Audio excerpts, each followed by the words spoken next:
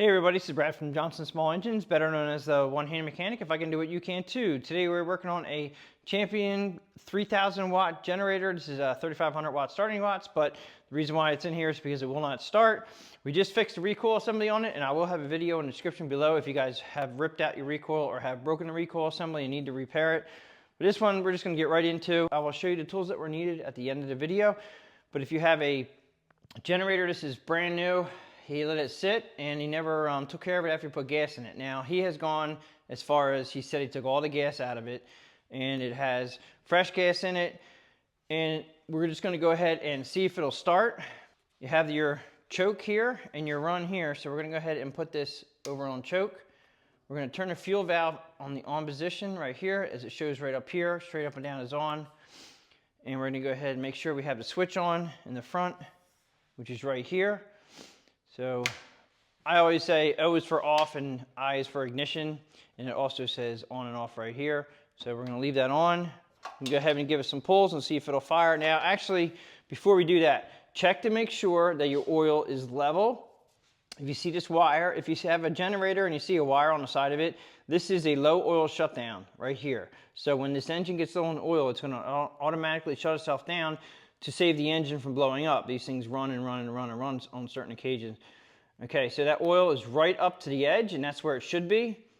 Make sure your generator is on level ground so it's not misleading the oil sensor in there, and make sure the oil level is all the way up. So we're good to go. Let's go ahead and give it a...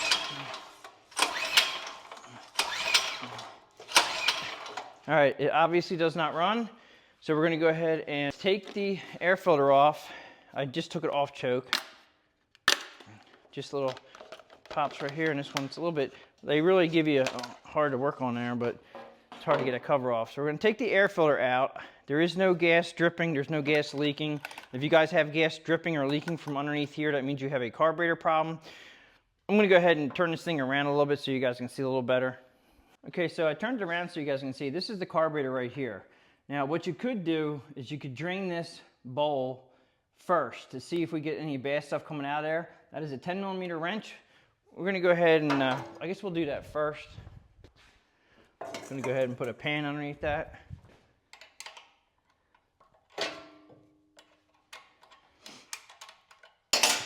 Now I have a pan underneath there. We're just going to let that flow. Whoops.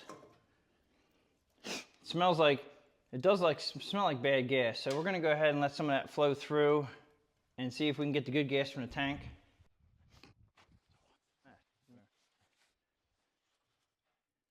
Okay, I'm going to go ahead and turn the bolt back in there. If you guys have sensitive skin, please wear gloves. Okay, we'll give it another shot. Choke on. Give it a fire up, see if it'll fire. All right, it will not. I'm going to go ahead and open up the choke, and then right up in here, this is where the throat of the carburetor is. And I'm going to have a little pump bottle right here with a little bit of gasoline in it.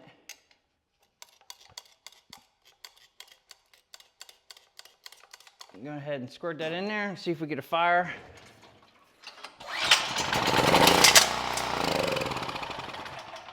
Okay, so we know it runs when we squirt fuel in there, so obviously we have a carburetor problem, and by draining the carburetor bowl, we couldn't fix it. So we're going to go ahead and remove the carburetor, and I'm going to try to take it apart on the bench for you guys. Anybody out there that's stuck and you need this generator to run, we're going to try to rebuild this. Turn your fuel off.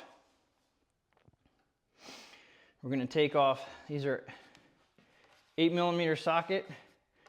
To take off these bolts here, we got to get this off first.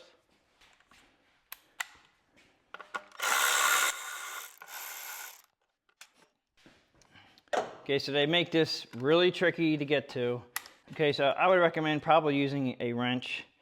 I'm going to try to do this with a swivel in the socket, and usually I can get it in there.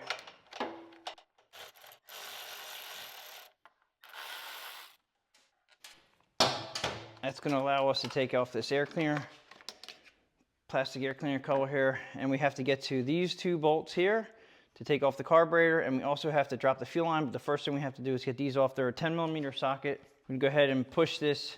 This is your vent from your valve cover, and we're just gonna pull that out right here.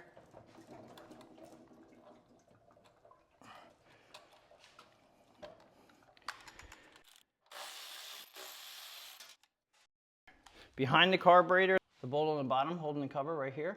We're gonna take that off.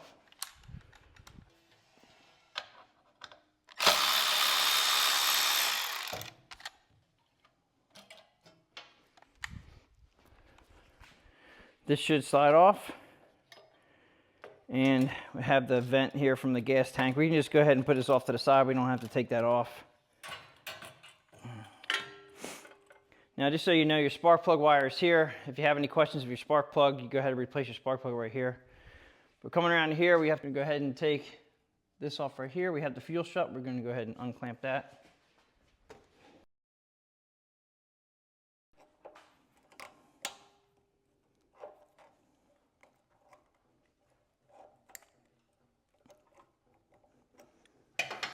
Then my clip fastener removal tool. And it doesn't harm the fuel line if you're careful.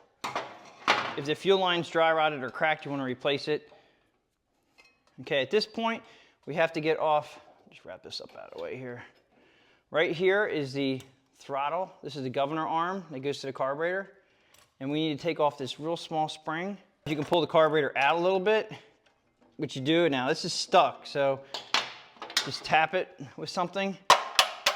And usually as you pull it away and tap it, we want to try to save these gaskets because we want to try to get this running. Okay, you pull it out, and there is a slot on the top.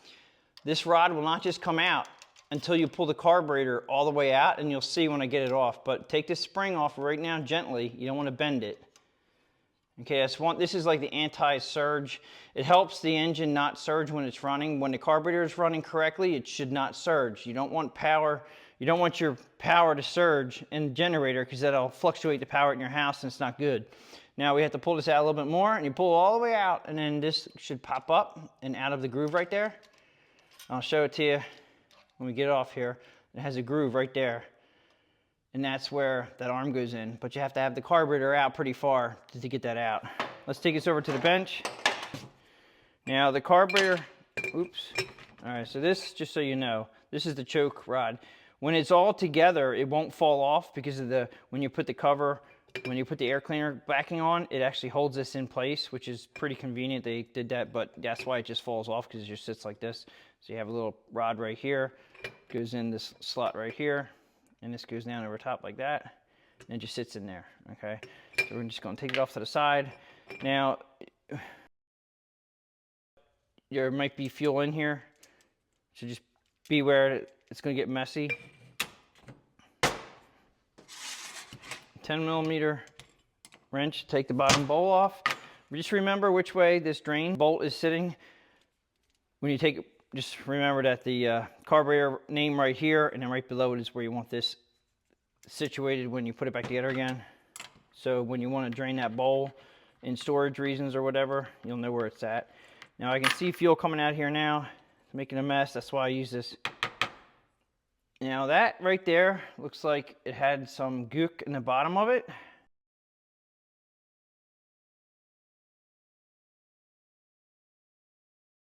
Okay, I had to clean that all up so I come back to this. It made a mess, so just be careful. Now we're gonna leave that gasket there because remember, we're out of power right now and we wanna get this thing fixed. So as you can see right here, it was definitely sitting in bad gas. That's why it's discolored like that, and that's where the jet is up inside there, which is really hard to see there, but we're gonna go ahead and get that out. We're gonna also, right here is the pin that holds the float, and we're gonna pull that out, and this should just pop right out. Now, if this is stuck inside there, you're just gonna have to do what you gotta do to get it out. Now, at that point, you may have a really bad carburetor. This one here, hopefully we can get it back up and running again.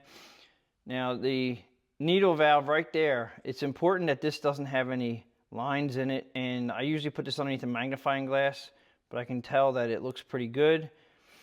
The float definitely isn't sunk because it doesn't have a hole in it, because we didn't lose any fuel when we had the gas on. That's a good sign. So we have a gasket right here, and we're just gonna leave that alone. We're gonna try to get out the jet that's inside here. Let me see if I can show you guys this. might be able to see, it's like a slot head right inside there. And you have to get a screwdriver, and that's usually where the clog is. You have to get a screwdriver up in there. You have to make sure you get a screwdriver that's going to grip it really well. I wound up grinding this one down. You guys, you know, in a pinch, you got to use whatever you can use. The reason why I'm not using this one here is because it widens up right here. So I needed a thin screwdriver, and I also need one with a pretty heavy duty end on it there that wasn't thin. So we're going to go ahead and feel for the slot. And once you find the slot, you push in on it and then turn it counterclockwise. I think I had it. Oh, there it is. I didn't have it. Pull this out. Now it doesn't unscrew all the way. There's threads at the end here your bolt nut goes into. So it won't unscrew all the way. You'll just unscrew it until you feel it stop. And then you're going to tap. And it should just fall out. There it is. Okay, now, you probably can't see that, but I don't think you can see anything in here at all. Yeah, you can't see through that. Let me put a flashlight up against this. Actually, I don't think it's going to help any, but yeah, you can't. There is absolutely no light coming through that, if any at all. Now, inside here, there's an emulsion tube. And these can get a little tricky. Everybody says soak it with some kind of penetrating oil and it comes out. Now, in a pinch, if you need to get it out right away, get yourself a block of wood, tap it on wood. Now remember, now this came right out with just one tap. Remember how it comes out?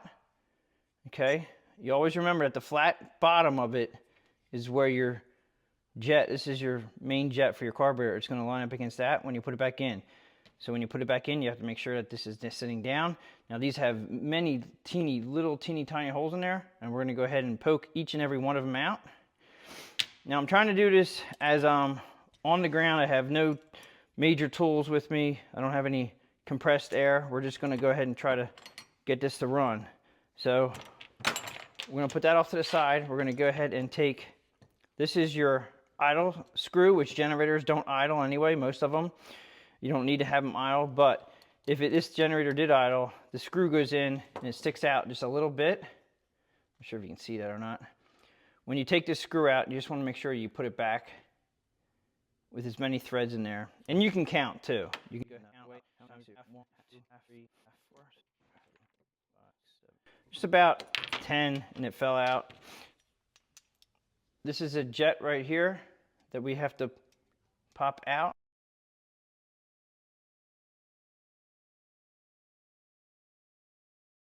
Whoop. Oh, how about that? I've never had that happen before. Never had it pop out my finger before. So this right here has to come out. And yeah, it just popped out my finger. Usually it takes a screwdriver, but there is a little teeny orifice. There's a little teeny hole in there that we have to clean out. At this point, everything is out of the carburetor that we can get out. Okay, I have several little teeny poking tools. Now this was a twisty, like a bread twisty, and in a pinch you can use this. It's a little bit thick. I have another one. This came off of a wire brush that I use. And then this came, I forget exactly where this came. This was like a tool for something, but I like this one because it's long and it's easy to use. So we have, okay, so the first thing we're gonna do is the main jet. Okay, that was clogged. We're gonna just go down. It's got a pretty big orifice in there, so we can use which one you have and just roll it around, spin it around on there. All right, I'm gonna go ahead and blow this out a little bit. If you have any kind of a gum cutter, or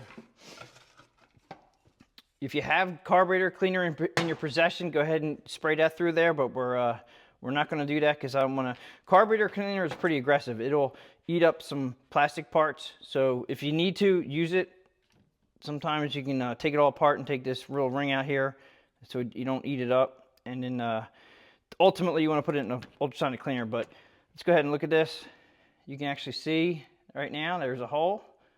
All right, so that's the, let's see if I can get this in here.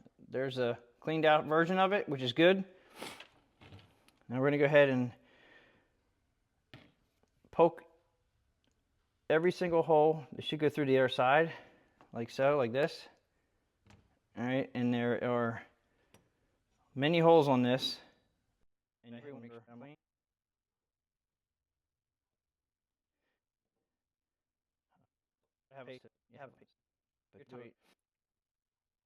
okay, I'm gonna go ahead and blow through this.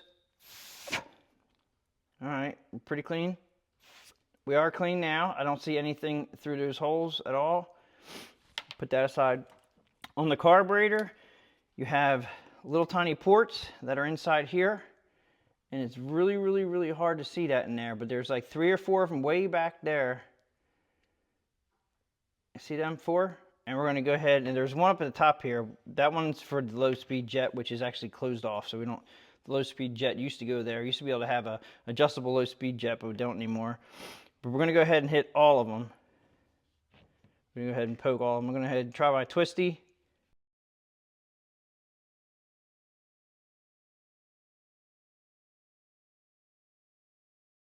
So that's clean. Now, ultimately, if you have some compressed air, you want to go ahead and blow through, like this one little orifice right here. That one there looks a little bit dirty. I want to go ahead and take out the bowl gasket. The reason why I'm going to take it out is I'm going to spray some gum cutter in there. I don't want the bowl gasket to get fat by the chemicals. All right, you don't want to stretch that. You don't want them to get the chemicals. I mean, gasoline shouldn't hurt it, but I don't know about gum cutter. Now, everybody watch their eyes.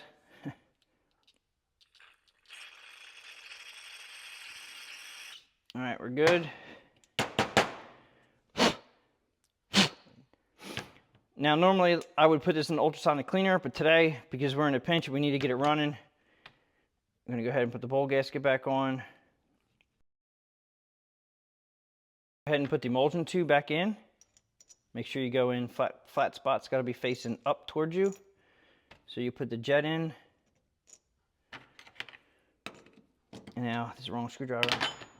If you have to, just find a screwdriver that'll work. Hopefully it'll come out for you okay. And you don't want to put this in too tight because it's brass. Just find out where it seats, when it seats, and then you're good. Okay. I'm going to go ahead and put, this is a spring-loaded needle valve. I do like that. They don't fall off like the old Briggs & Stratton Tecumseh ones. Just going to slide that in.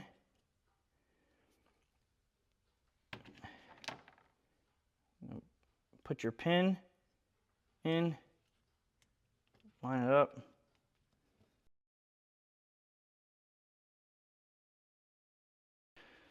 Usually have a little bit sticking out at both sides. I'm going to go ahead and put our bowl back on. There's no real debris in here. So if it's real rusty, make sure you clean it out. Make sure that that bowl gasket's lined up right. Make sure that your nut is facing the right direction. The bowl nut, so the bowl bolt, drain bolt, is facing the right way.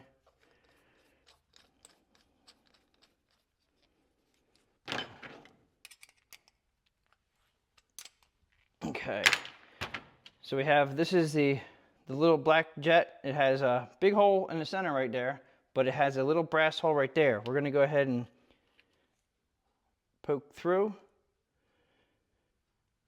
And you should see it come through the big hole. Now I think this is too thick. So we have to find something that's a little bit thinner. Okay, so I found something. I don't think you guys can see this, but I found a piece of very small wire. I'm gonna try to get it through there. And actually, you can see the wire now. See the wire through there? Took a very thin piece of wire. You can't get it out. You're gonna go ahead. Now this does have a little teeny O-ring on it. You guys might not be able to see this, but right there, wait, here's the O-ring. And sometimes they get a little bit hard to get pushed back down in there. You can put a little bit of oil or lubricant, but we're just gonna go ahead and push that down. It does have to seat all the way down. It has a little neck on it, but make sure it's seated all the way down or the idle screw won't go through here, which is this. and I think this had about 10 revolutions. I'm just going to go ahead. I always start them in by hand so they don't cross thread. And then I'm just going to go ahead and screw this to where I pretty much know where it's going to be. They don't idle anyway, but the other, okay, so that's about exactly where it was at. But the thing about these screws is that they also hold in the jet. That it does two things. All right, so now the carburetor is cleaned as much as we can get it without having any, the special tools like an ultrasonic cleaner, and we didn't use compressed air to blow it out. Let's see if we can get it to run. Okay, so we had to put the rod back into the throttle shaft here, and our gasket held up pretty well. It's staying on there. Now these engines are always on full throttle, so you may have to pull the this arm out, and then you put it into the slot. Now while it's out this far, we're going to go ahead and put the little spring in the hole. I'm not sure if this is going to help you guys or not, but put a little light on the subject here. All right. Push that back in. We're going to go ahead and take our fuel line. Now, we flushed the whole fuel line. This supposedly has fresh gas in the tank from the customer, so we're going to go ahead and put this back on again.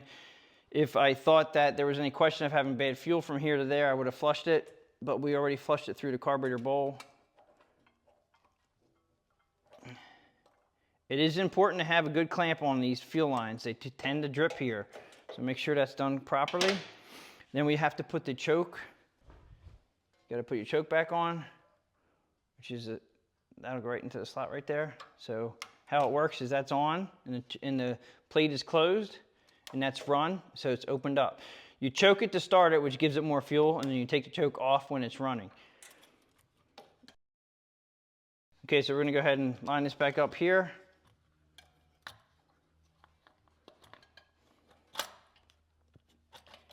And just so you know, this little teeny metal spot right here, that's what goes over the choke, so it sits right over that, so it won't fall off.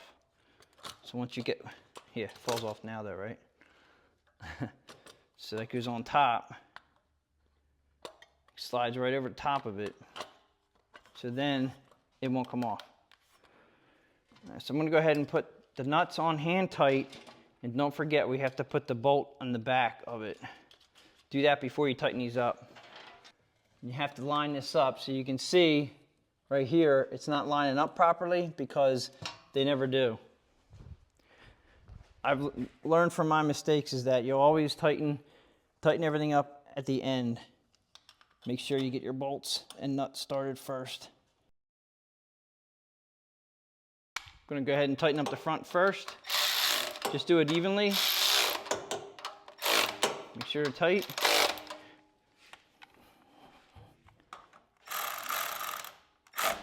Okay.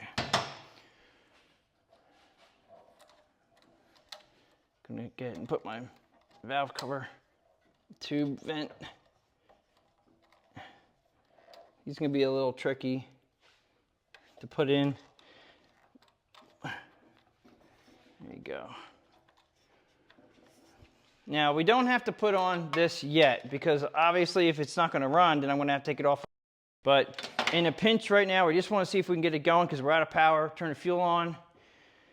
Now sometimes if you have a really bad carburetor and it's and you got a lot of stuff in there that maybe you couldn't get all the debris out of, sometimes by just tapping on the side of your carburetor, it's going to help set up the needle valve. Maybe. Ours is pretty clean. If it runs, I'm not going to run it too long because we have a lot of tools on the bench here.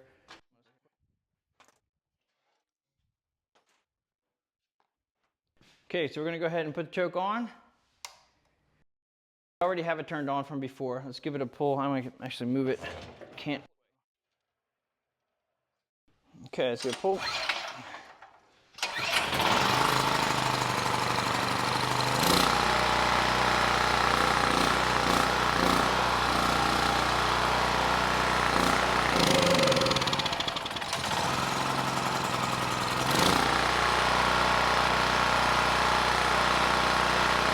Okay, so I have it running at half choke.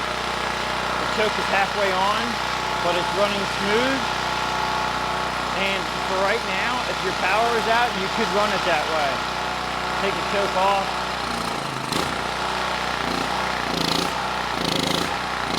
You don't want to run it that way.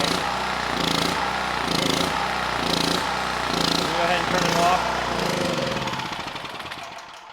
Okay, so what you need to do now is put the air filter back on, because that hesitation right there with it off choke can be from not having the air cleaner on and having the cover on. So do that first and then try it without choke. And once it warms up, it should run smooth without choke.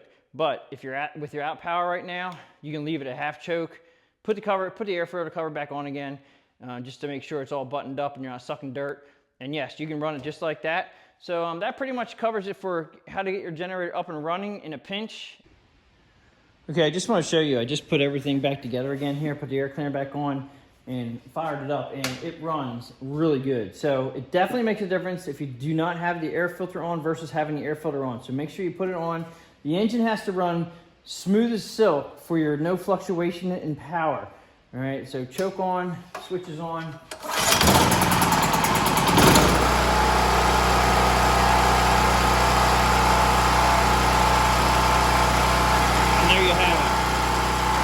Real good, runs smooth. If we were stuck and didn't have power, now we have it. Okay, so now I'm going to go ahead and show you the tools that we needed. Okay, so from left to right, 1/4 inch ratchet. We have 2 pair of needle nose pliers, whatever pliers that you have at hand.